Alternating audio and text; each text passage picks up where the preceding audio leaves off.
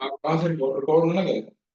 तो अभी तो ये जूम ही खोला, वो ठीक से कॉल चल रहा है, इसलिए तो डायरेक्ट आप स्टार्ट करें। मैं ठीक है से ये काम ना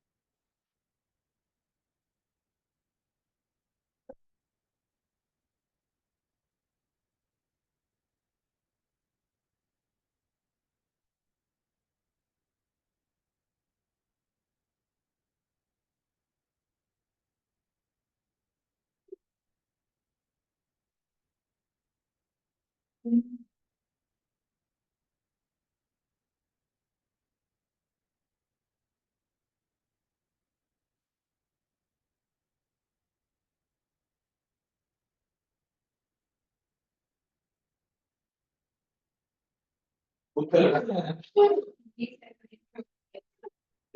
और ये कल भी नहीं आया।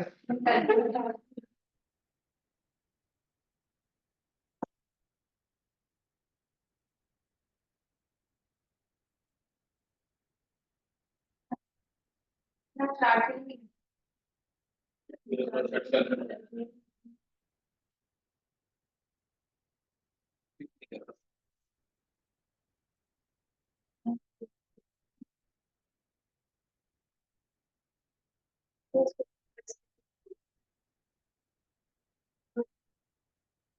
ये कौन पे है ये।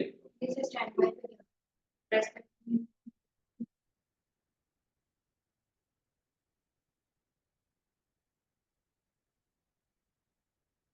अब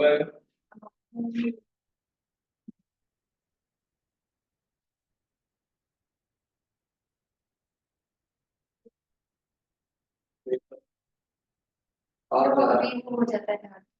आप बताएंगे कौन सी वाली स्लाइड खोलनी अब आपने जूम पर लिंक रेडी जूम का क्रिएटेड है और स्टार्टेड है।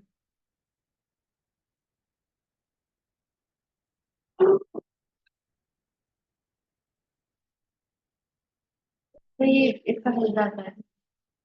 एक एक बार सेटिंग फिर निकल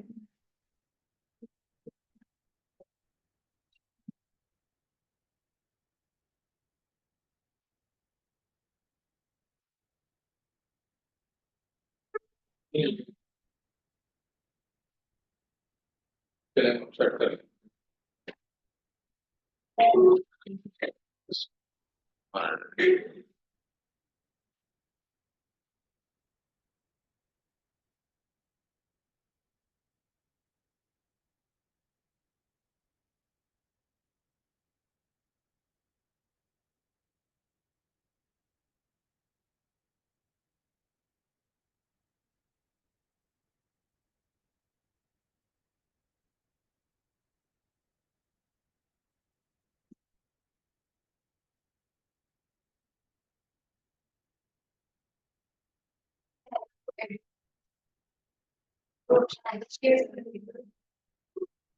ये बता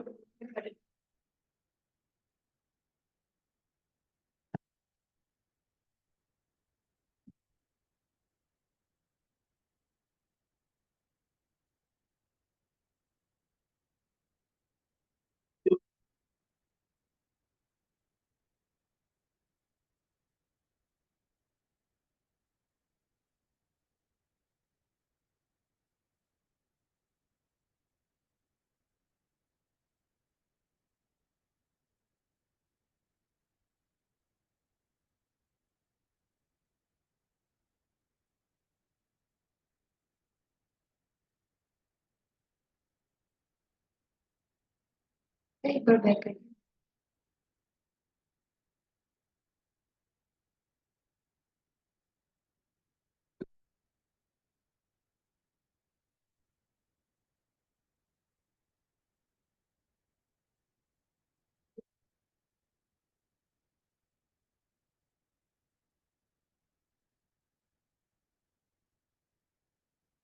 आया जी सर, अभी तक तो नहीं है। स्क्रीन रिकॉर्ड होगी? जी ये स्क्रीन शेयर नहीं, शेयर तो रिकॉर्ड भी होगा। रिकॉर्ड होगी। अच्छा,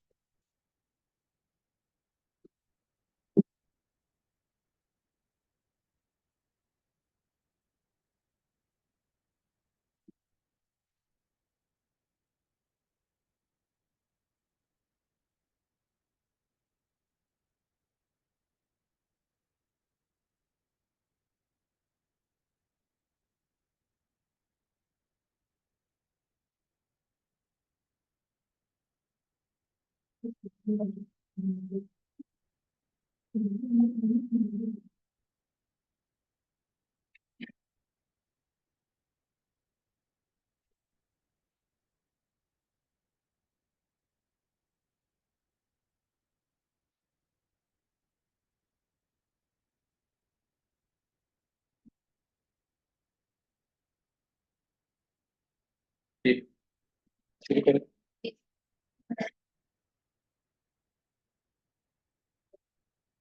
ओके। थोड़ा सा जूम बेहतर करें ना।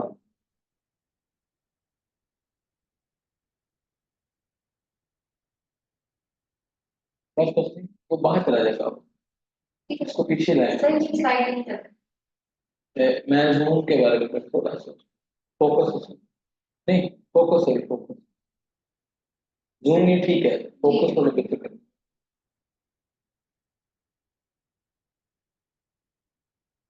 ये जो बड़ा डायल है ना, बड़ा डायल यहीं पे। हाँ, जो बड़ा डायल है उसको, ये हाँ, ब्लर हो गया ये। चल, ठीक है। तो बिस्मिल्लाहिर्रहमानिर्रहीम। टुडेज क्लास जो है, दो लेक्चर्स होंगे इसमें। एक होगा एक्सचेंज ऑफ गैसेस पे, और दूसरा जो है वो होगा आपका लंग्स के जो वॉल्यूम एंड कैपेसिटीज, उनके ऊपर उसका ब्रीफ इंट्रोडक्शन होगा। वो डेफिनेशंस आपको पता होनी चाहिए। सबसे अहम टॉपिक जो मेन काम है हमारे फेफड़ों का, लंग्स का, वो है exchange of gases. Exchange of gases से मुराद है कि कार्बन डाइऑक्साइड गैस जो है उसको अपना, कार्बन डाइऑक्साइड गैस जो है उसको बॉडी से निकालना, और जो अपना ऑक्सीजन है उसको हवा से लेना बॉडी के अंदर, CO2 को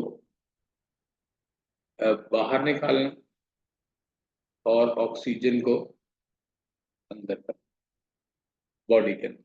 दैट इज एक्सचेंज का सबसे अहम लंग्स का जो फंक्शन है वो यही है। आज वही पढ़ेंगे कि वो किस तरह से होता है। तो gas exchange at the respiratory membrane and in the tissues is a continuous process.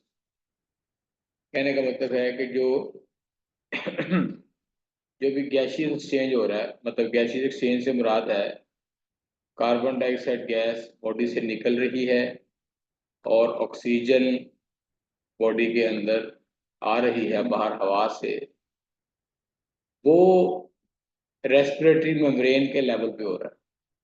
अब आप कहेंगे सर रेस्पिरेटरी मेम्ब्रेन कहाँ होती है? तो ये रेस्पिरेटरी मेम्ब्रेन वही है जो बताया गया था कि एल्वियोलाई के लेवल पे, जहाँ पे एक बारीक सी झिल्ली होती है और दो एपिथेलियल सेल होते हैं।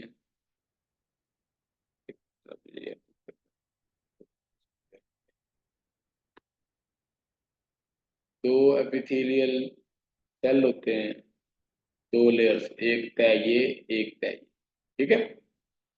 और इनके क्रॉस फिर गैसीय एक्सचेंज। ठीक हो गया।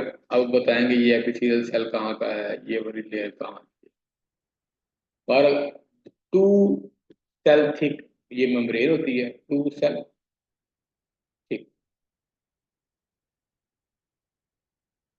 और इसके अक्रॉस गैसेस एक्सचेंज होता है। कहने का मकसद है कि ये एक कंटिन्यूस प्रोसेस, मुसलसल हो रहा है। आप बैठे हुए लेक्चर ले रहे हैं, ये हो रहा है। आप सांस ले रहे हैं, हर सांस में, हर सांस के साइकिल में गैसेस एक्सचेंज हो। आगे जी, movement of oxygen and carbon dioxide depends on pressure differences between atmospheric air and the blood, between blood and tissue। इस बात को थोड़ा समझने के लिए मैं आपको ये एक तस्वीर है वो आपको समझाने की कोशिश करता हूँ। वो कहता है कि डिफ्यूजन, डिफ्यूजन कहते हैं कोई किसी भी चीज की मूवमेंट हो, ये मूवमेंट का प्रोसेस है, मूवमेंट का प्रोसेस है। मूवमेंट के बॉडी में कई प्रोसेस है, and one of it is diffusion. Movement कह लें, या दूसरा अगर बेहतर वर्ड यूज करूं तो ट्रांसपोर्ट। ट्रांसपोर्ट या movement of anything, gases, liquid, उनका एक प्रोसेस है, उसको डिफ्यूजन कहते हैं। तो ये जो कार्बन डाइऑक्साइड गैस और ऑक्सीजन की जो मूवमेंट होती है हवा से ब्लड में और फिर ब्लड से टिश्यूज में, that occurs by the process of diffusion. और ये किस चीज पे डिपेंड कर रही होती है, किस चीज पे डिपेंड कर रही होती है, ये प्रेशर डिफरेंस। ठीक है, वो आगे पढ़ेंगे जाके। किस चीज का pressure difference? Atmospheric pressure and blood. मिसाल देता हूं कि ये एल्वोलाई है और ये ब्लड के अंदर आरबीसी है, और ये मैं बात कर रहा हूं लंग्स के लेवल। सुने, लंग्स के लेवल की बात कर रहा हूं। ये मैंने एक एल्वोलाई बनाया और ये एक आरबीसी। अब आपको भी पता है कि लंग्स के अंदर जो आरबीसी टिश्यू से आते हैं, टिश्यू से आते हैं, उनके अंदर क्या चीज होती है? CO2। वो CO2 लेके आ रहे होते हैं, तो गंदा खून कहते हैं। ठीक है। और एल्वोलाई के अंदर एयर होती है। एयर के अंदर जो कार्बन डाइऑक्साइड गैस का लेवल है वो इस लेवल से क्या होता है? कम होता है। अब आपको भी इस बात का इल्म है कि हर चीज अपने हाई प्रेशर से लो प्रेशर की तरफ बढ़ती है, सही है ना? हर चीज अपने हायर लेवल से लो की तरफ। जिस तरह मैंने आपको पानी के टैंक की मिसाल दी थी कि अगर एक पानी का टैंक हो, उसको हम खोलें तो ये यहाँ पे जो टैंकी भरी होगी, हम टैप खोलेंगे तो वो बाल्टी के अंदर इसलिए आता है कि बाल्टी के अंदर पानी नहीं होता, वो बाल्टी में आ जाता है, क्योंकि हर चीज अपने हायर प्रेशर से लोअर प्रेशर की तरफ फ्लो करती है। यही मैकेनिज्म यहाँ पे इस्तेमाल होता है कि चूंकि जो सेल आ रहा है आरबीसी टिश्यू से, उसमें क्या चीज ज्यादा है? Carbon dioxide. गंदा खून होता है वो लेके आ रहा है, तो उससे क्या होता है कि जब वो लंग्स के लेवल पे पहुंचता है तो वहां पे उसने ये CO2 को, यहाँ CO2 यहाँ से निकल के यहाँ आ जाती है, यहाँ तक कि दोनों का प्रेशर इक्वल हो जाता है। मतलब यहाँ पर अगर कार्बन डाइऑक्साइड गैस का प्रेशर है 40 और यहाँ पे है 20, डेफिनेटली वो यहाँ से अपनी कार्बन डाइऑक्साइड गैस निकालेगी यहाँ जब तक दोनों का 30-30 हो जाए।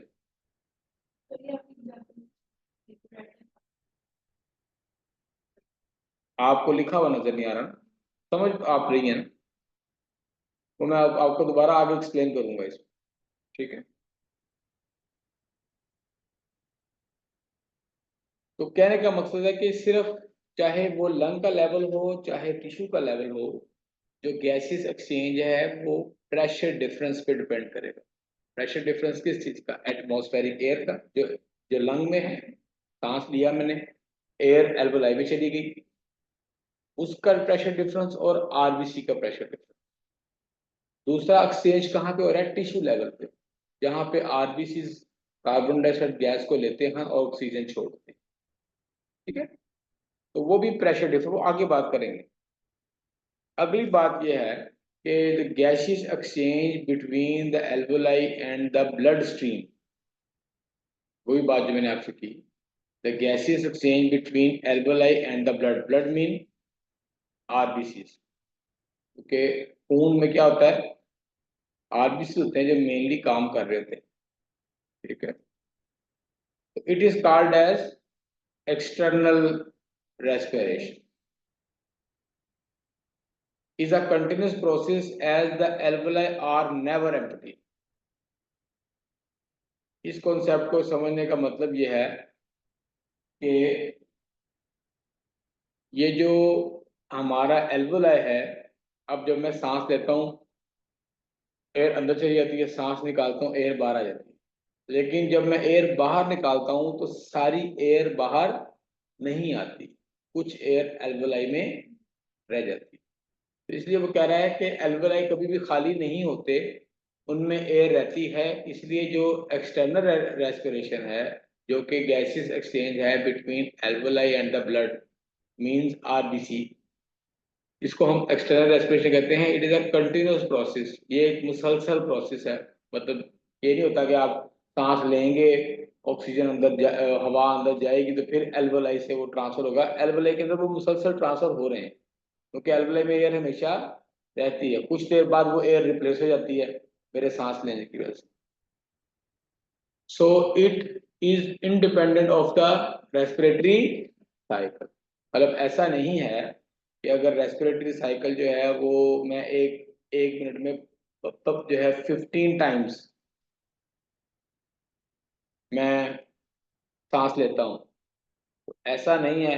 ये 15 टाइम ही वो एक्सटर्नल रेस्पिरेशन होगी या एक्सचेंज ऑफ गैसेस होगा। एक्सचेंज ऑफ गैसेस मुसलसल हो रहा है, सिर्फ 15 टाइम जो मेरा साइकिल है उससे सिर्फ एयर रिप्लेस हो रही, प्रोसेस ये कंटिन्यूस है। ड्यूरिंग ईच इंस्पायरेशन, इंस्पायरेशन का मतलब होता है सांस अंदर खींचना, this is inspiration, this is expiration. जब मैं सांस अंदर खींचता हूँ दिस इज इंस्पायरेशन, और जब सांस बाहर निकालता हूँ that is expiration. During each inspiration only some of the alveoli gases are exchange, मतलब थोड़ी सी गैस एक्सचेंज होती है, वरना वही पुरानी एयर होती है। तो आहिस्ता आहिस्ता पुरानी एयर चेंज होती रहती है, नई एयर उसकी जगह लेती रहती है। अब ये मैंने बताया था कि व्हाट इज डिफ्यूजन। डिफ्यूजन मैंने कहा था कि ये एक ट्रांसपोर्ट का मैकेनिज्म है जो बॉडी के अंदर मुख्तलिफ केमिकल्स, गैसेस, लिक्विड एक जगह से दूसरी जगह या एक खाने से दूसरे खाने में या एक सिस्टम से दूसरे सिस्टम में जाते हैं, उनके मुख्तलिफ प्रोसेसेस हैं। उनमें से एक प्रोसेस है डिफ्यूजन। डिफ्यूजन थोड़ा सा मैं आपको गाइड कर देता हूँ कि डिफ्यूजन जो है वो सिंपल फ्लो है केमिकल्स का from one chamber to another chamber with respect to its pressure difference।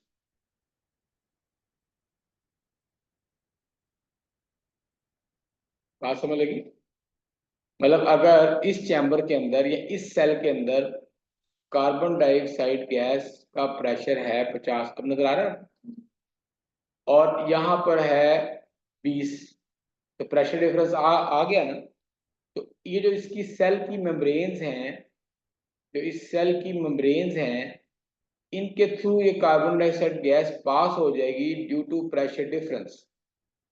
ठीक है, क्योंकि हर चीज अपने हायर प्रेशर से अपने लोअर प्रेशर की तरफ बहती है। तो ये जो कार्बन डाइऑक्साइड गैस फ्लो करेगी from this cell to this cell, तो this process is called as diffusion. यही कह रहा है डिफ्यूजन ऑफ गैसेस क्या है? Gases move by diffusion from the higher concentration, मतलब कंसेंट्रेशन होती है मिकदार, ठीक है, to the lower until equilibrium का मतलब है बैलेंस इज एस्टैब्लिश्ड, ठीक है। जिस तरह इसी मिसाल की बात करते हैं 50 and 25, वो कहता है डिफ्यूजन में क्या होता है, gases move by diffusion from the higher concentration to the lower until equilibrium is established. मसलन ये 20 है, ये 50 है, यहां से मूव करके इस सेल में जाएगी, यहां तक कि दोनों का प्रेशर क्या हो जाएगा, 35, इक्वल हो जाएगा, दोनों तरफ 35-35 हो जाएगा, तो वो रुक जाएगा। यही प्रिंसिपल हम आगे एक्सचेंज ऑफ गैसेस में अप्लाई करेंगे। ये तस्वीर समझें, ठीक है। ये ऊपर जो है ना, ये वाला, ये है exchange 1, this is the level of lung, ये लंग का लेवल है, ये एल्वोलाई बनाया है उसने, स्कीमेटिक डायग्राम है समझने के लिए। क्या है ये, लंग। ये जो ये वाला जो चीज नजर आ रही है, ये रेस्पिरेटरी, ये गैसेस एक्सचेंज है, गैसेस एक्सचेंज है,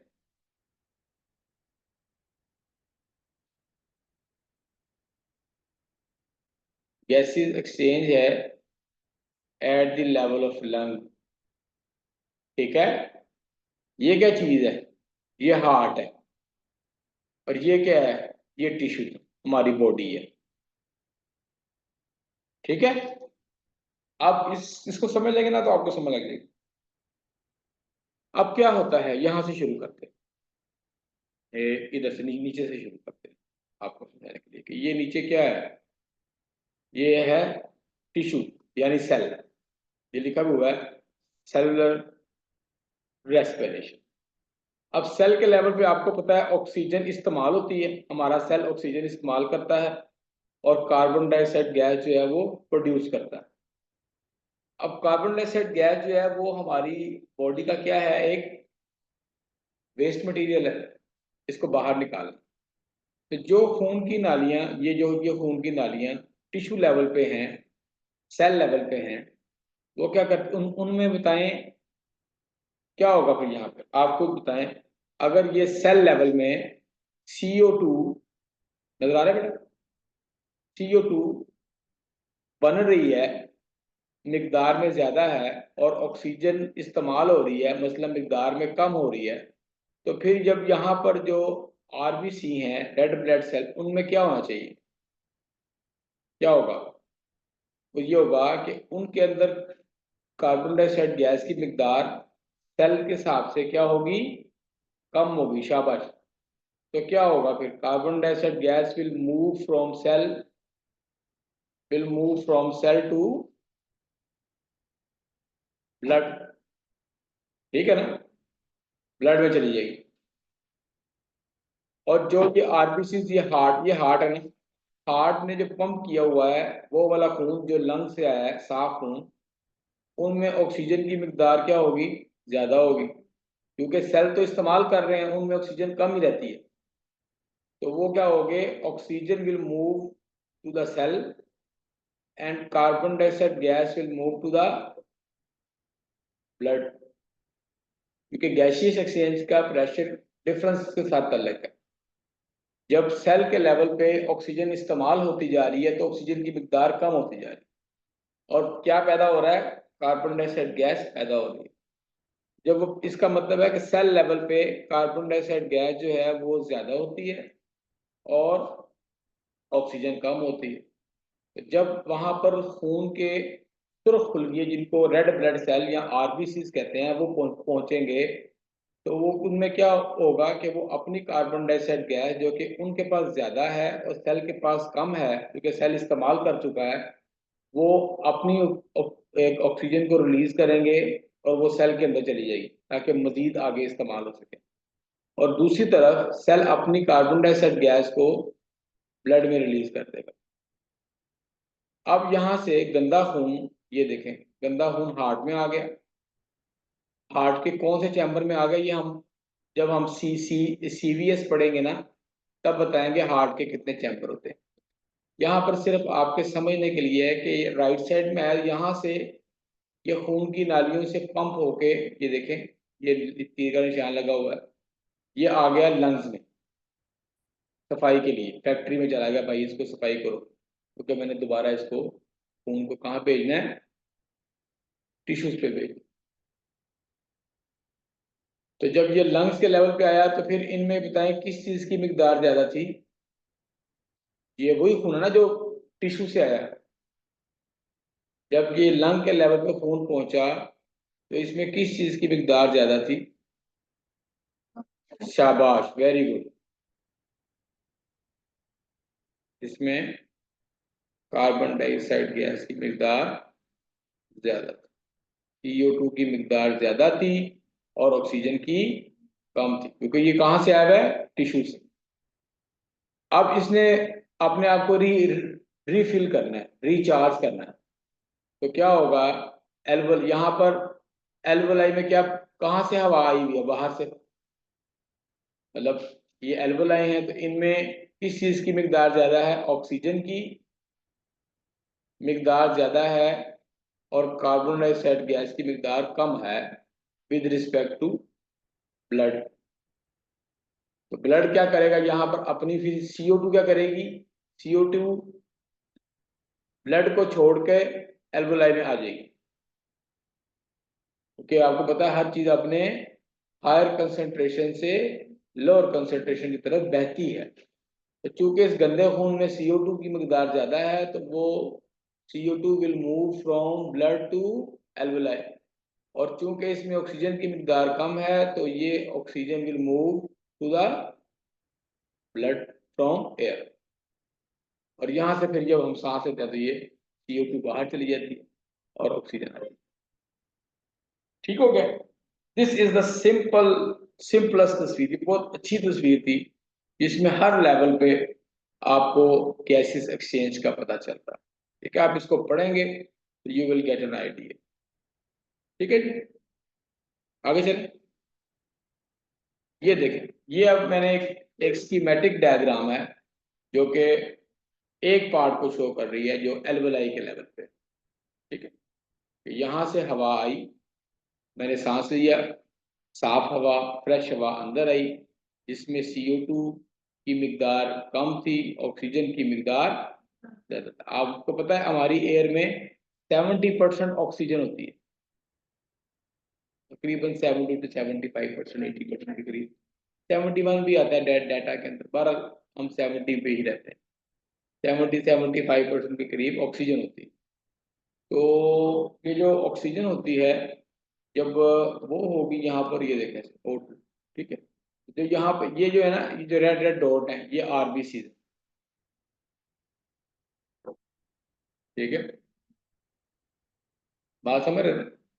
तो क्या होगा कि O2 जो है उसकी मिकदार यहाँ पे ज्यादा होगी। ये वो वाला खून है जो लंग्स ने भेजा है सफाई के लिए, ये वाला। ठीक है, ये जो देखो नीला जो है, ब्लू, वेन्स ब्लू होती है ना, वेन्स में गंदा खून होता है। तो वेन्स ने जब यहाँ पे आया, यहाँ पर ऑक्सीजन मूव की इस तरह अंदर और कार्बन डाइऑक्साइड गैस यहाँ से मूव की बाहर। तो आप देखें यहाँ पे जाके उसका क्या रंग हो गया, ठीक, रेड हो गया, फ्रेश हो गया ब्लड। ठीक है, fully loaded with oxygen. External respiration मैंने आपको बता दिया है कि ये वो रेस्पिरेशन है या ये वो गैसियस एक्सचेंज है जो कि लंग के लेवल पे हो रहा है। ठीक है, exchange of gases by diffusion between the alveoli मतलब lungs and the blood means RBCs in the alveolar capillaries. Capillaries ये खून की नालियां होती हैं, जो आपने ये देखे ना, ये जो ये जो ये ये जो खून की नाली बारीक से नजर आ रही है ना आप, इसको हम कैपिलरीज कहते हैं। अक्रॉस द रेस्पिरेटरी मेम्ब्रेन, ये जो है ना रेस्पिरेटरी मेम्ब्रेन क्या है, ये वाला पार्ट रेस्पिरेटरी मेम्ब्रेन।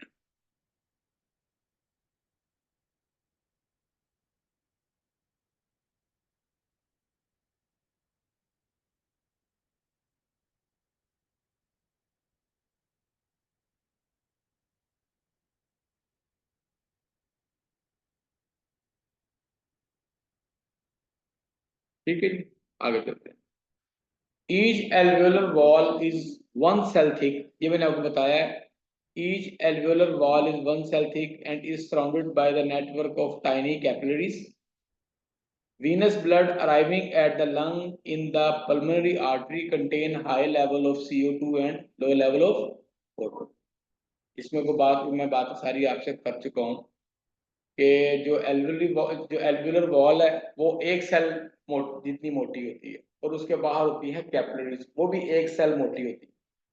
इसका मतलब है कि ऑक्सीजन गैसेस को ट्रांसफर होने के लिए from air to inside the inside the blood उसको दो सेल से गुजरना पड़ता है। दो दो सेल थिक होती है मेम्ब्रेन, मैंने आपको बताया। एल्वुलाई लंग का बिल्कुल एंड वाला पार्ट, तो हमने लंग पढ़ा था, तो वो एल्वुलाई जो एयर स्पेसिस हैं या जो एयर पाइप्स हैं उसका बिल्कुल एंड वाला पार्ट जो है वो एल्वुलाई होता है। ठीक है, वो आप जब लेक्चर पढ़ेंगे तो इंशाल्लाह पता चलेगा। Venous blood arriving at the lung in the pulmonary artery contain high level of CO2 and low level of O2। Carbon dioxide gas diffuses from venous blood down its concentration gradient, मतलब concentration gradient मतलब है pressure मिकदार into the alveoli। ठीक है, क्योंकि CO2 की मिकदार जो है वो venous blood में ज्यादा होती है और एल्वोलाई में जिसमें एयर है उसमें कम होती है, तो वो अपने ग्रेडियंट के हिसाब से मूव कर जाती है from venous blood to alveoli and oxygen diffuses from the alveoli into the blood. Slow flow of blood through the capillaries increase the time available for gases exchange. ये वो कह रहा है कि कैपिलरीज के लेवल पे जो खून है ना, अल्लाह ताला ने ऐसा निज़ाम बनाया हुआ है कि वो वहां पर बहुत स्लो मूव करता है। जितना स्लो मूव करता है उतना उसको टाइम मिल जाता है अपनी कार्बन डाइऑक्साइड गैस को बाहर निकालने में और ऑक्सीजन को लेने में। अब आ जाए इंटरनल रेस्पिरेशन। इंटरनल रेस्पिरेशन कौन सी रेस्पिरेशन है, जो कि टिश्यूज के लेवल पे हो रही है। Exchange of gases by diffusion between blood in the capillaries and the body cells या tissue. Blood arriving at tissue has a higher PO2 and a low PCO2। P का मतलब है प्रेशर, मतलब ब्लड जो टिश्यूज के level पे पहुंचता है, जिसको हार्ट पुश करता है कि जाओ टिश्यूज को ऑक्सीजन दे के आओ, तो उसमें ऑक्सीजन की मिकदार ज़्यादा होती है और कार्बन डाइऑक्साइड गैस की मिकदार कम होती है, क्योंकि सारी जो कार्बन डाइऑक्साइड गैस है वो लंग साफ करके बाहर निकाल दो। तो O2 मतलब oxygen diffuses from the blood stream through the capillary wall into the tissues and CO2 diffuses from the cell into the bloodstream towards the venous end of capillary due to pressure। वही बात है जो मैंने बताई कि oxygen जो है वो जब सेल लेवल पे पहुंचती है तो वो क्या करती है, अपनी ऑक्सीजन जो होती है उसको ऑक्सीजन जो होती है वो आरबीसी को छोड़ती है, टिश्यूज में घुस जाती है और कार्बन डाइऑक्साइड गैस जो है वो डिफ्यूज करके सेल जो है उसको वापस ब्लड में भेज देती है। ये है इंटरनल रेस्पिरेशन। ये देखिए, ये कुछ ये इंटरनल रेस्पिरेशन की तस्वीर है समझाने के लिए। ये है रेड ब्लड सेल RBG, ये ठीक है। तो इसके अंदर एक केमिकल होता है उसको कहते हैं हीमोग्लोबिन, HB, जो आप अपने टेस्ट में चेक नहीं करते हैं, तो बेसिकली हम HB लेवल डिटेक्ट कर रहे थे और HB लेवल चूंकि आरबीसी के अंदर होती है तो उसके लेवल से लेवल को पता करने से पता चलता है कि कितने खून है इसमें, कितने आरबीसी हैं और कितने आरबीसी नहीं। आगे देख रहे हैं कि जब ये खून का हुलिया, ये वाला ये वाला, जब ये खून का हुलिया ये वाला ये जो ये है, ये पहुंचा टिश्यू लेवल पे, देखो ये टिश्यू लेवल। तो इसमें O2 की मिकदार ज्यादा थी और CO2 की मिकदार कम। ठीक है, तो देखिए इसने क्या किया, इसने अपनी ऑक्सीजन दे दी सेल को। ये इधर क्या बना हुआ है कि ऑक्सीजन अलग हो गई हीमोग्लोबिन से, क्योंकि हीमोग्लोबिन ही वो केमिकल होता है जिसने ऑक्सीजन को पकड़ा होता है, ऑक्सीजन कैरियर यही होता है। तो हीमोग्लोबिन से ऑक्सीजन अलग होकर सेल में घुस गई, और ये देखें CO2 जो है वो, CO2, CO2, CO2 और CO2 जो है वो सेल से निकल के पहले इंटरस्टिशियल फ्लूइड में आई और फिर वहां से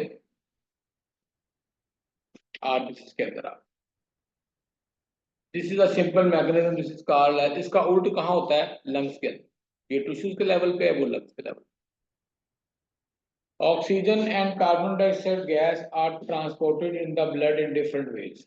हाँ, ये थोड़ा समझ लें कि गैसेस जो हैं ये ब्लड में कैसे मूव करती हैं। डिफ्यूजन तो है ना कि एक सेल से निकल के आरबीसी में आ गई या ब्लड में आ गई।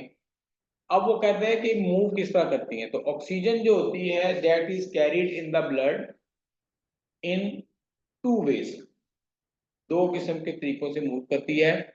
98.5% ये कॉम्बिनेशन में मूव करती है विद हीमोग्लोबिन। जो कि मैंने आपको बताया कि हीमोग्लोबिन एक ऐसा कैरियर है जो जो कि ऑक्सीजन को कैरी करता है। तो ये क्या करती है, ऑक्सीजन ये निकलती है सेल, उससे सेल से मतलब जो हवा से आती है हमारे एल्वोलाई में, एल्वोलाई से जाती है आरबीसी के अंदर, और आरबीसी के अंदर एक केमिकल है हीमोग्लोबिन, वो उसको अपने साथ मिक्स करके एक केमिकल बना लेता है, एक कंपाउंड बना लेता है जिसको कहते हैं ऑक्सी हीमोग्लोबिन। और 98.5% ऑक्सीजन ऐसे ही मूव होती है, और सिर्फ 1.5% वो थोड़ी है जो प्लाज्मा वाटर, जो खून के अंदर पानी होता है, क्योंकि आप देखें खून के अंदर आरबीसी भी होते हैं, पानी भी होता है, वो जब हम ब्लड पढ़ेंगे तब इसकी ब्लड की कंपोजिशन पढ़ेंगे। तो उसके अंदर जो प्लाज्मा वाटर है उसके अंदर मिक्स होगी भी कुछ 1.5 1.5% एक्सचेंज होती है। तो ऑक्सी हीमोग्लोबिन जो होता है ना ये ब्राइट रेड कलर का होता है, और डी ऑक्सीजनेटेड ब्लड जो होता है ये ब्लू होता है। इसलिए आप देखें कि आपकी जो आर्टरीज हैं वो रेड होती हैं, और आपकी जो वेन्स हैं, जो आप अक्सर सैंपल लेते हैं ब्लड निकालने के लिए, वो कहाँ से लेते हैं, आर्टरी से या वेन से, वेन से। तो आप देखें वो कितना ब्लूइश कलर होता है। लेकिन आपने कभी किसी को चोट लगी हो तो देखें वो बड़ा रेड कलर होता है। जो वो वूंड से खून निकल रहा होता है वो आर्टीरियल ब्लड होता है, फुल ऑफ ऑक्सीजन होता है। ठीक है, तो इसलिए वो किस कलर का होता है, और रेड क्यों होता है, वो बेसिकली ऑक्सी हीमोग्लोबिन का कलर। ठीक है, अगर उसमें से ऑक्सीजन निकल जाए, खाली हीमोग्लोबिन रह जाए, तो उसका क्या क्या होगा, कलर ब्लू होगा। ठीक हो गया, बात समझ लगी कॉन्सेप्ट। जो आर्टरी है उसका कलर है रेड, क्योंकि उसमें होती है ऑक्सी हीमोग्लोबिन, क्योंकि वो उसके अंदर साफ खून होता है। वीनस ब्लड जो होता है वो गंदा खून होता है, उसके अंदर होती है कार्बन डाइऑक्साइड गैस ज्यादा और ऑक्सी हीमोग्लोबिन की मिकदार कम, जिसकी वजह से उसका कलर पर्पल या ब्लू कलर। अब कहते हैं कार्बन डाइऑक्साइड गैस किस तरह मूव करती है, तो transported by 3 mechanism. Oxygen move करती थी 2 मैकेनिज्म के साथ, और कार्बन डाइऑक्साइड गैस मूव करती है 3 मैकेनिज्म के साथ। 1 बाइकार्बोनेट आयंस है, ठीक है, इन द प्लाज्मा। ठीक है, बस तो एक अगली क्लास को ले लीजिए। कैसे ट्रांसफर करती है, 3 मैकेनिज्म। एक बाइकार्बोनेट आयंस है इन द प्लाज्मा, वही जो मैंने बताया कि ऑक्सीजन जो 1.5% मूव नहीं करती, प्लाज्मा में मिक्स होकर, तो ये भी कार्बन डाइऑक्साइड गैस भी प्लाज्मा में मिक्स होकर मूव करती है in the form of bicarbonate ion. ये कैसे बनते हैं ये भी तस्वीर है, आगे मैं गाइड करता हूँ। और नंबर 2 क्या है, इन अरिथ्रोसाइड। अरिथ्रोसाइड वही आरबीसी है, red blood cells, loosely combined with the haemoglobin as a carbon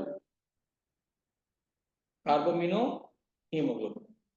जिस तरह एक सेल आया, हार्ट ने उसको पुश किया कि जाओ साफ खून टिश्यू को दे के आओ, उसमें हीमोग्लोबिन लोडेड थी विद ऑक्सीजन। जब वो टिश्यूज के लेवल पे पहुंची तो उसने अपनी ऑक्सीजन को रिलीज कर दी, वो बन गई हीमोग्लोबिन, सीट खाली हो गई।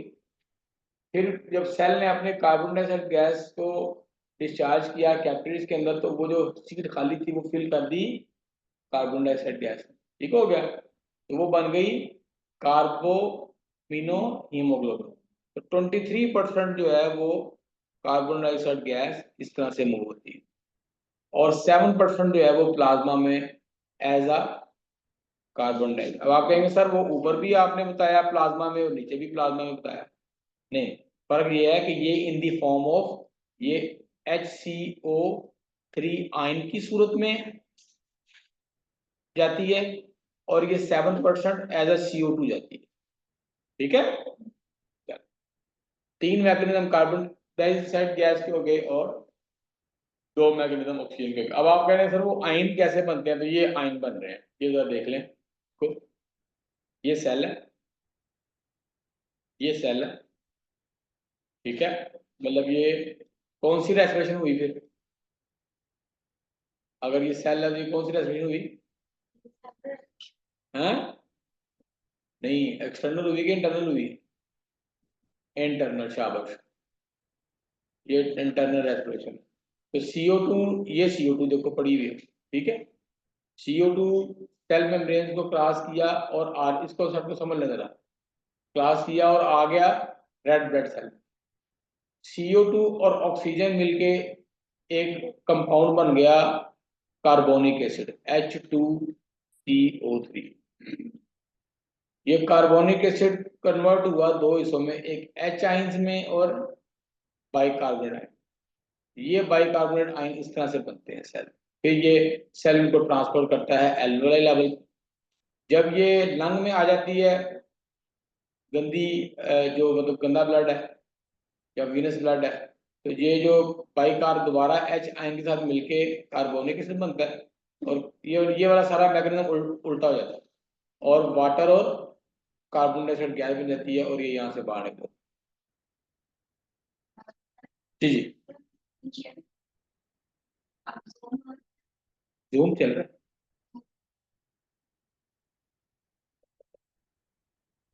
है, यहाँ यहाँ कह रहे हैं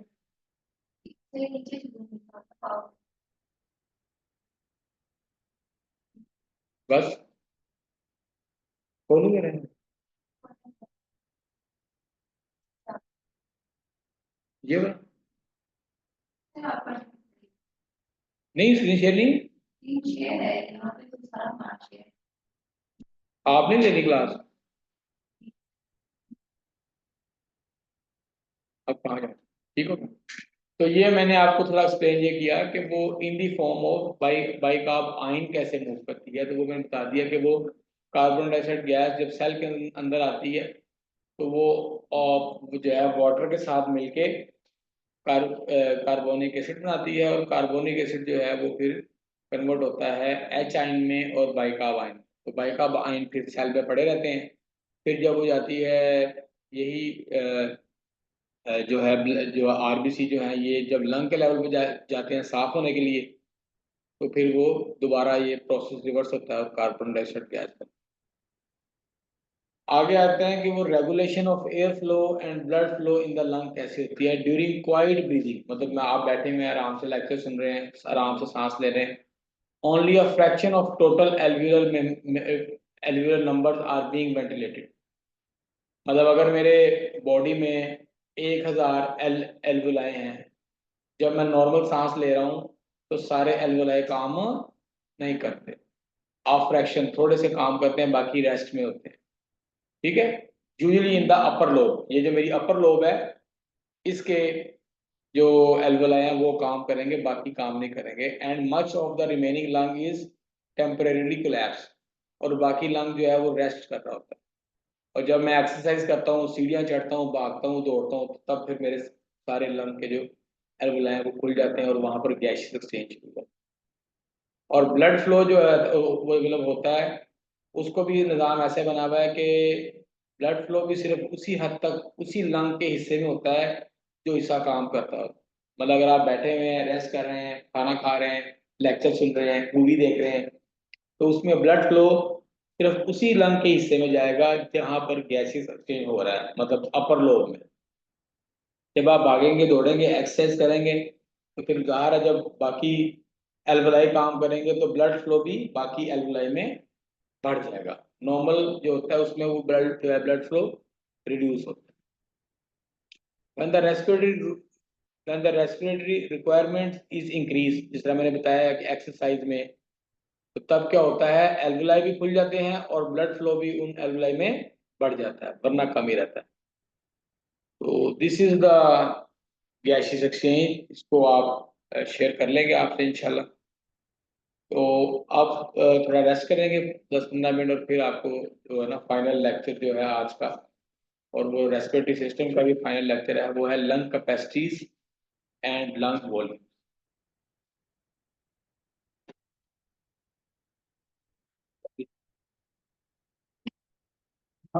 बच्चे ने कुछ कहा शेयर में जी